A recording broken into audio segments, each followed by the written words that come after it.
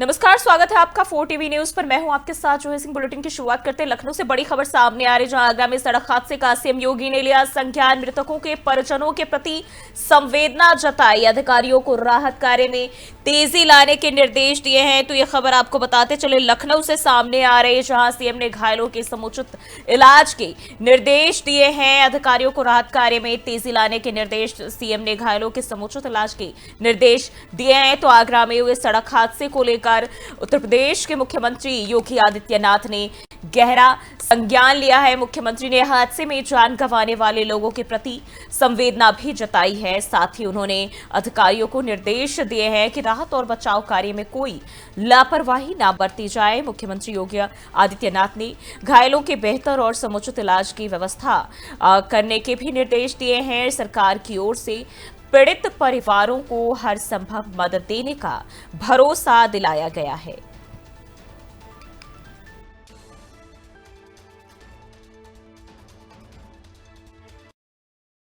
और लखनऊ से खबर सामने आ रही, जहां केंद्र सरकार ने उत्तर प्रदेश के मुख्यमंत्री योगी आदित्यनाथ की खुले तौर पर सराहना की है।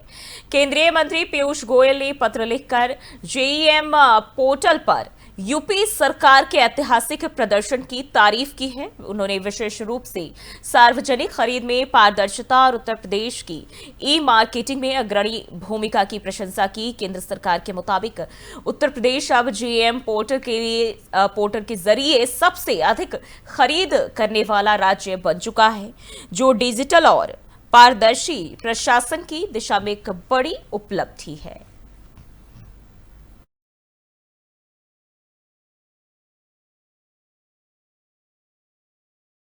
बढ़ते हैं आगे। लखीमपुर खीरी के निर्घासन क्षेत्र में पुलिस और परिवहन विभाग की लापरवाही के चलते अवैध बसों का संचालन खुलेआम जारी है। सिसैया, धौरहरा और ढकेरवा चौकी के आसपास अवैध बसों के अड्डे बना दिए गए हैं, जहां से सवारियों को बसों की छत तक बैठाकर रवाना किया जाता है। और ये बसें न परमिट की परवाह करती है और न ही सुरक्षा की। इससे ग्रामीणों में भारी आक्रोश है और किसी बड़े हादसे की आशंका भी जताई जा रही है। पहले भी जिले में बड़े हादसे हो चुके हैं, लेकिन प्रशासन हर बार हादसे के बाद भी हरकत में आता है। ग्रामीणों का आरोप है कि गुलाबी नोटों की चमक में कार्रवाई की हिम्मत भी जवाब दे जाती है। अगर परमिट और कागजों की सही जांच हो तो अवैध संचालन का बड़ा नेटवर्क उजागर हो सकता है।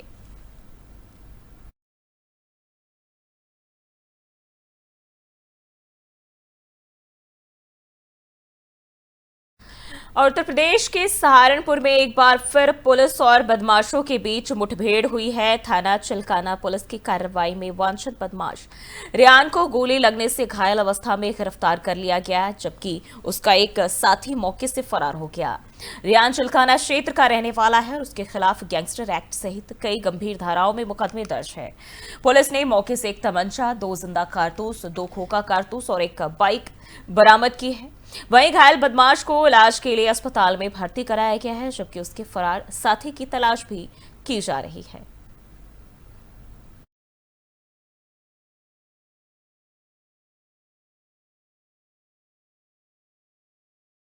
बढ़ते आगे, उत्तर प्रदेश के बिजनौर जिले में दर्दनाक सड़क हादसा हुआ है। थाना नहटौर क्षेत्र के पैजनिया मार्ग पर साइकिल और बाइक की आमने सामने जोरदार टक्कर हो गई और इस टक्कर में साइकिल सवार की मौके पर ही दर्दनाक मौत हुई है, जबकि बाइक सवार गंभीर रूप से घायल हुआ है। घायल युवक को आनंद फानन में अस्पताल में भर्ती कराया गया।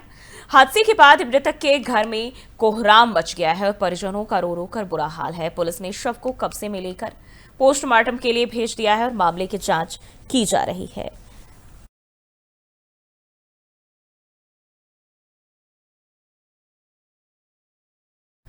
उत्तर प्रदेश के बरेली में पुलिस और 3 शातिर चोरों के बीच मुठभेड़ हो गई। देवरनिया थाना क्षेत्र में चेकिंग के दौरान हुई इस मुठभेड़ में एक बदमाश के पैर में गोली लगी, जिसे अस्पताल में इलाज के लिए भर्ती कराया गया है। वहीं इस कार्रवाई में सिपाही रोहित भी घायल हो गए। पुलिस ने मुठभेड़ के बाद आरोपियों के पास से 5 लाख रुपए के जेवरात, तमंचा, कारतूस और नकद राशि बरामद की है। फिलहाल बाकी बदमाशों से पूछताछ की जा रही है और पुलिस पूरे नेटवर्क की जांच में जुटी है।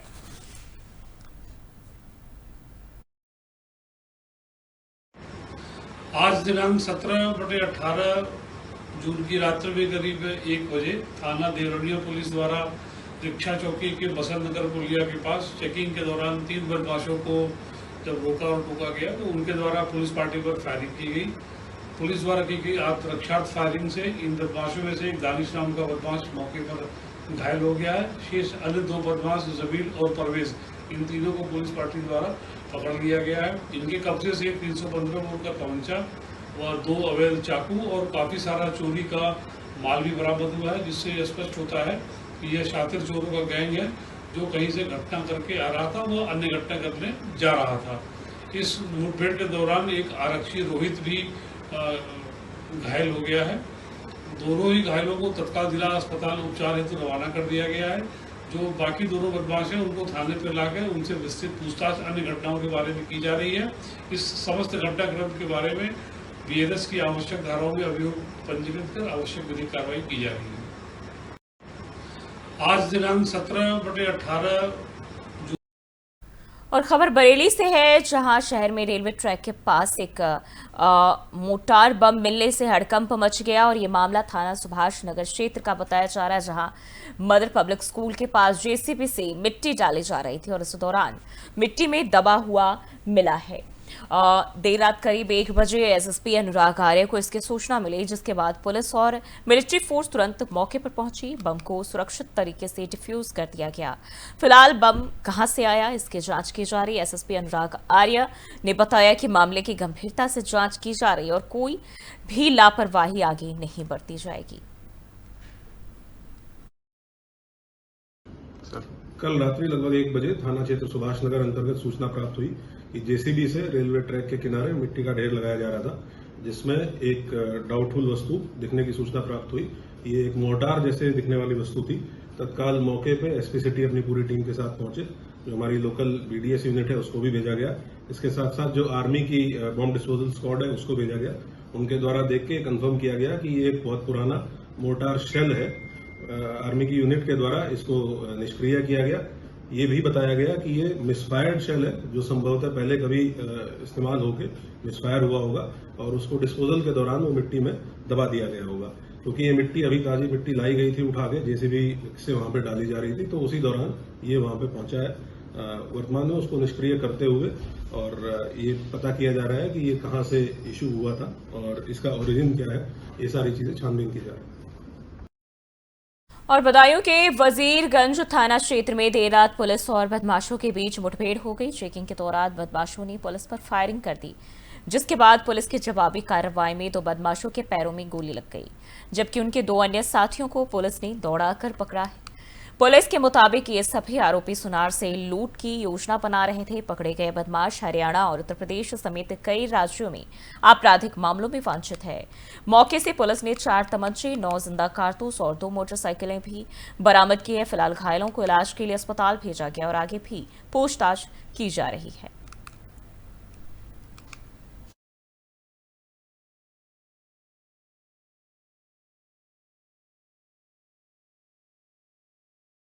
और उत्तर प्रदेश के बांदा जिले में चौक बाजार मर्दान नका इलाके में टप्पेबाजों ने दिन दहाड़े मेडिकल स्टोर संचालक को ठगी का शिकार बना लिया। आरोप है कि दवा लेने के बहाने गए एक युवक ने दुकानदार को हिप्नोटाइज कर उसकी सोने की अंगूठी और गुल्लक में रखे करीब 3 लाख रुपए निकाल लिए। पूरी घटना दुकान में लगे सीसीटीवी कैमरे में कैद हो गई। दुकानदार संतोष के मुताबिक कुछ समय के लिए वो अपनी सुध-बुध खो बैठा था और तब तक टप्पेबाज उसे चूना लगा चुके थे। मामले की गंभीरता को देखते हुए पुलिस अधीक्षक ने जांच के लिए टीम भी गठित की है। सीओ सदर राजवीर सिंह ने कहा कि सीसीटीवी फुटेज के आधार पर टप्पेबाजों की पहचान और गिरफ्तारी के प्रयास तेज कर दिए गए हैं।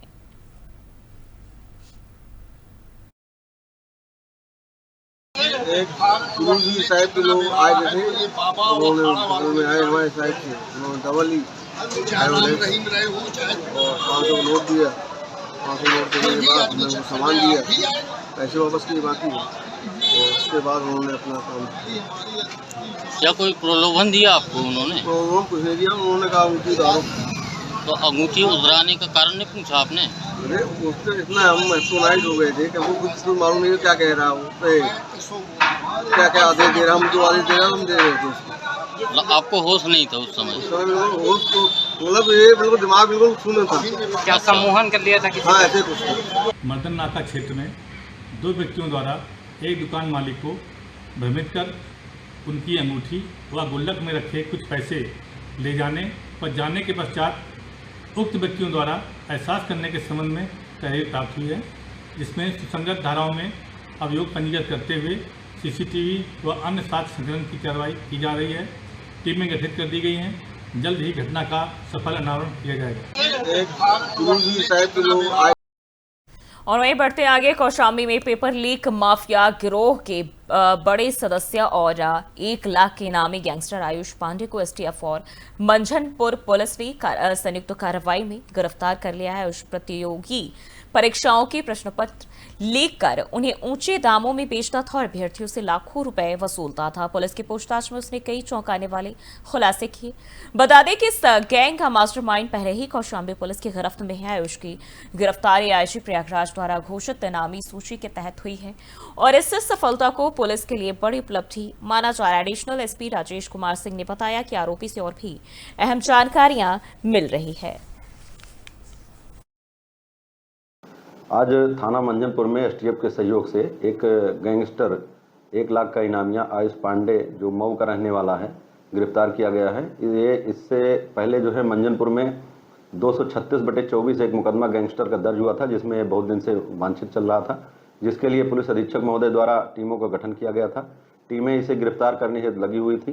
पूरा इसका ये है कि ये अपने गैंग के साथ मिलकर के प्रतियोगी परीक्षाओं में प्रश्न पत्र आउट कराता था और महंगे दामों पर परीक्षार्थियों को बेचता था, परीक्षा की शुचिता को भंग करता था, जिसको लेकर के थाना मंझनपुर में मुकदमा दर्ज हुआ था और गैंगस्टर भी बनाया गया था।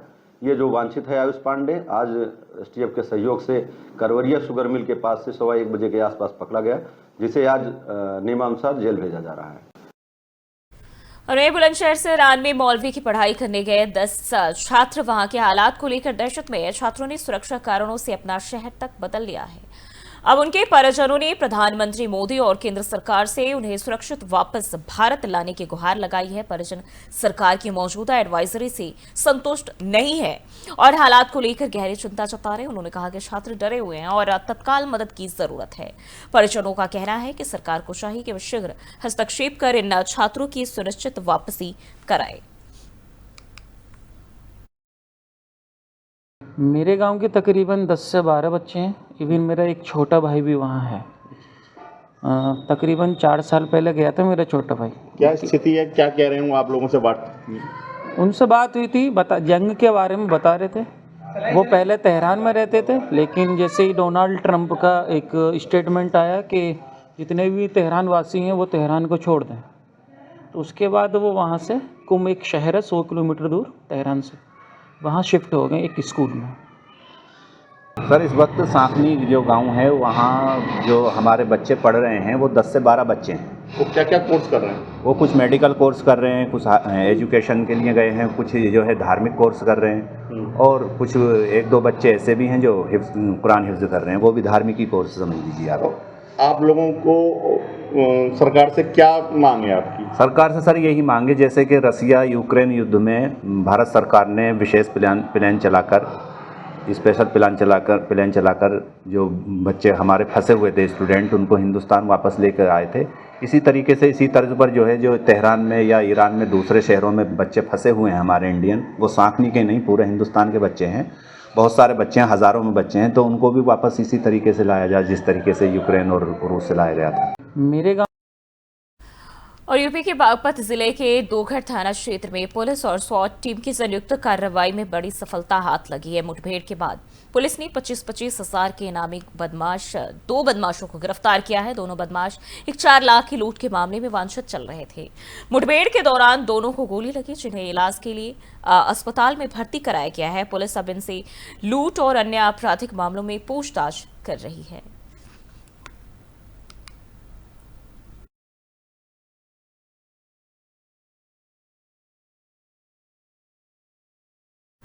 और उत्तर प्रदेश के सोनभद्र जिले में दर्दनाक सड़क हादसे में 2 युवकों की जान चली गई, जबकि एक गंभीर रूप से घायल हो गया है। रॉबर्ट्सगंज कोतवाली क्षेत्र के पारसी पांडे गांव में एक अनियंत्रित ट्रैक्टर ने 3 युवकों को कुचल दिया। घटना के बाद मौके पर हड़कंप मच गया। स्थानीय लोगों की मदद से घायल युवक को तुरंत जिला अस्पताल भेजा गया। वहीं पुलिस ने शवों को कब्जे में लेकर पोस्टमार्टम के लिए भेज दिया है और पूरे मामले की जांच शुरू कर दी है।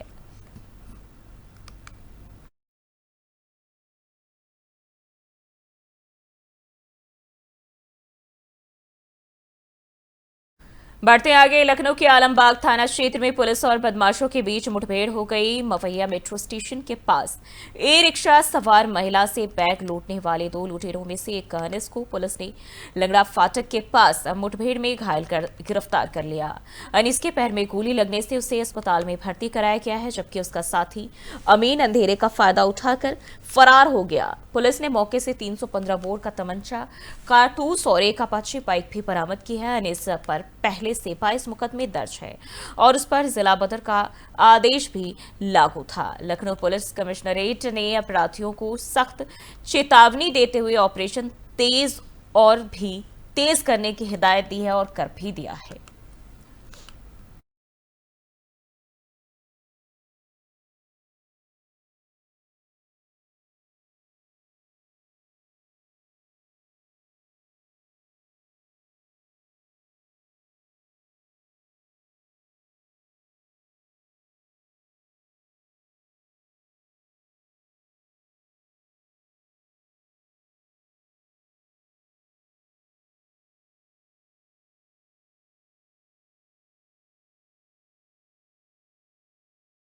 और सोनभद्र जिले के शाहगंज थाना क्षेत्र के मरांची गांव में देर रात एक सनसनीखेज वारदात हुई।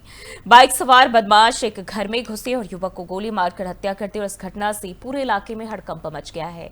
शुरुआती जांच में यह मामला पुरानी रंजिश से जुड़ा हुआ बताया जा रहा है। गोली मारने के बाद आरोपी बदमाश मौके से फरार हो गए। घटना में 2 नामजद आरोपियों के शामिल होने की बात भी सामने आई है। फिलहाल पुलिस मामले की जांच में जुट गई और आरोपियों की तलाश के लिए टीमें गठित कर दी गई है। सोनभद्र के पुलिस अधीक्षक अशोक कुमार मीणा ने घटना को गंभीर मानते हुए कड़ी कार्रवाई का भरोसा दिलाया है। दिनांक 17-18 जून की रात्रि करीब 12:30 बजे कॉलर अनिल यादव, जो कि मराची गांव थाना सागंज के रहने वाले हैं, उनके द्वारा सूचना दी गई कि करीब रात को 12:30 बजे उनके फादर, जो कि अमरनाथ यादव, करीब उम्र 45 वर्ष है, घर के बाहर चारपाई पे सो रहे थे। तभी 3 व्यक्ति जो बता रहे हैं कि जिनका नाम मंगला गुप्ता, ओमजी पाठक और तीसरा अज्ञात व्यक्ति जो मोटरसाइकिल चला रहा था, वो आए। आने के बाद उन्होंने उनके पिताजी पर हमला किया और तमंचे से फायर करके उनको घायल कर दिया और वहाँ से भाग गए। इस सूचना पर तुरंत से पुलिस मौके पर पहुंची और साथ ही साथ जो घायल व्यक्ति उनको अस्पताल भेजा गया, जहाँ पर दौरान इलाज उनकी मृत्यु हो गई। इस पूरे प्रकरण में मेरे द्वारा और अन्य अधिकारियों के द्वारा मौके का निरीक्षण किया गया है और फील्ड के द्वारा सारे एविडेंसेस कलेक्ट किए गए हैं।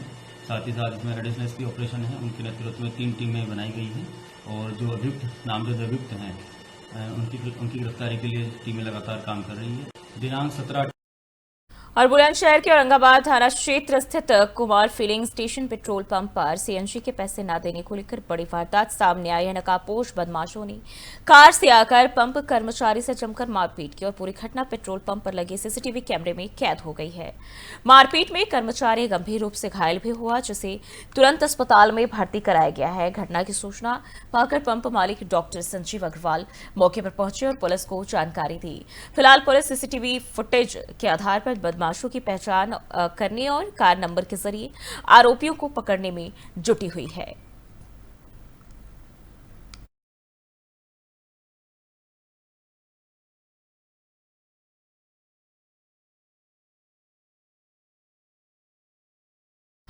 और बिजनौर के कोतवाली शहर क्षेत्र में एक युवक ने पेड़ से लटक कर आत्महत्या कर ली। मृतक की पहचान मुजफ्फरनगर निवासी युवक के रूप में की गई है, जो बीते कई दिनों से लापता बताया जा रहा था।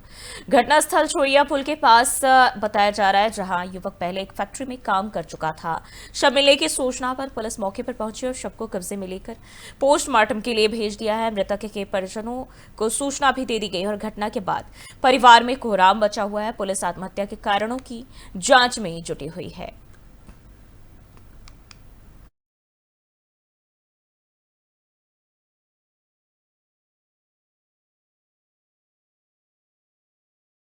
नोएडा में एक महिला को डिजिटल अरेस्ट का झांसा देकर 14 लाख रुपए की ठगी का सनसनीखेज मामला सामने आया। आरोपी ने खुद को टेलीकॉम अफसर बताकर महिला को मानसिक रूप से भ्रमित किया और उसकी जानकारी लेकर रकम अपने खाते में ट्रांसफर करवा ली। अब इस मामले में साइबर थाना पुलिस ने दिल्ली से आरोपी संदीप को गिरफ्तार किया है, जिसके खिलाफ पहले से ही 22 शिकायतें दर्ज है। पुलिस ने आरोपी से पूछताछ भी शुरू कर दी और उसके नेटवर्क की पड़ताल की जा रही है। मामले में नोएडा की एडीसीपी साइबर मनीषा सिंह ने जानकारी दी है। आज दिनांक 17 जून को साइबर थाना नोएडा के द्वारा लोकल इंटेलिजेंस एवं गोपनीय सूचना के आधार पर बादिया के साथ डिजिटल अरेस्ट कर धोखाधड़ी से उसके अकाउंट से 14,05,000 रुपए ट्रांसफर कराए जाने के संबंध में एक अभियुक्त को दिल्ली से गिरफ्तार किया गया है। पूछताछ करने पर जानकारी प्राप्त हुई कि अभियुक्त के द्वारा यस बैंक में अपने सहयोगियों के साथ मिलकर खाता खुलवाया गया था और उसमें बादिया से धोखाधड़ी करते हुए, साइबर ठगी करते हुए उससे पैसे अपने अकाउंट में ट्रांसफर कराए गए थे। उक्त खाते के संबंध में एनसीआरपी पोर्टल पर जानकारी प्राप्त करने पर ज्ञात हुआ कि उक्त खाते के संबंध में एनसीआरपी में कुल 21 शिकायतें दर्ज हैं। अभियुक्त को गिरफ्तार कर माननीय न्यायालय में रिमांड हेतु प्रस्तुत किया गया है। अन्य और बढ़ते आगे, नोएडा के सेक्टर 36 इलाके में एक मकान में एसी ब्लास्ट के बाद भीषण आग लग गई। बताया जा रहा है कि एसी में अचानक जोरदार धमाका हुआ, जिससे पूरे कमरे में आग फैल गई और हादसे के वक्त मकान में लोग मौजूद थे, जिन्हें समय रहते सुरक्षित बाहर निकाल लिया गया। सूचना मिलते ही दमकल विभाग की कई गाड़ियां मौके पर पहुंची और कड़ी मशक्कत के बाद आग पर काबू पाया गया। हालांकि तब तक मकान के अंदर रखा सारा सामान जलकर खाक हो चुका था और लगातार बढ़ती ऐसी घटनाओं के चलते लोग अब ऐसी एसी के इस्तेमाल को लेकर सतर्क हो गए हैं।